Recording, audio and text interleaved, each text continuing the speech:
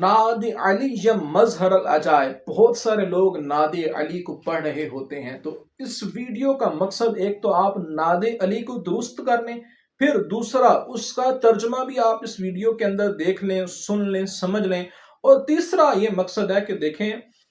کوئی بھی اگر تالا ہو تو اس تالے ہی کی چابی اگر ہم اس تالے میں ڈالیں گے نا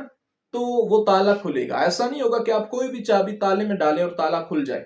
نہیں، اگرچہ ہر چابی کے دندانے ہیں لیکن صحیح دندانوں والی چابی جب تالے میں جائے گی تبھی تالا کھلے گا۔ تو اسی طرح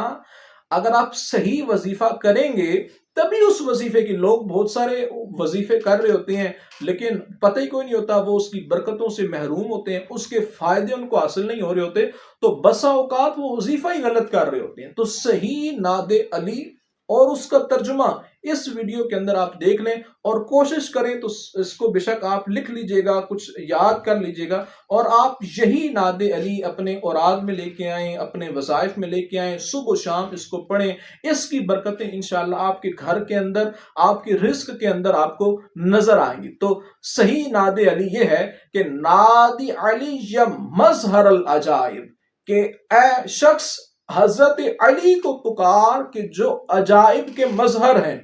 یعنی بندے کو حکم یہ دیا جا رہا ہے کہ تم حضرت علی کو اپنی مشکلوں کے اندر پکارو جو عجائب کے مظہر ہیں۔ تجدہ عونا لک فی النوائب، تو تم ان کو اپنے لیے مصیبتوں کے اندر مددگار پاؤ گے۔ کل ہم و غم سینجلی بولایتک، کہ ہر غم اور ہر پریشانی حضرت علی کی ولایت کے صدقے میں دور ہو جائے گی۔ اور آخر میں یا علی یا علی یا علی، یہ 3 مرتبہ پڑھنا ہے۔ تو یہ پورا 4 مصرے اس ناد علی کے میں نے آپ کو ترجمے کے سمیت بتائے۔ تو آپ جب بھی ناد علی کا ورد کریں، اس کا وظیفہ کریں، تو یہی ناد علی آپ نے پڑھنا ہے۔ ترجمہ بھی آپ نے سن لیا ہے، ترجمے میں آپ نے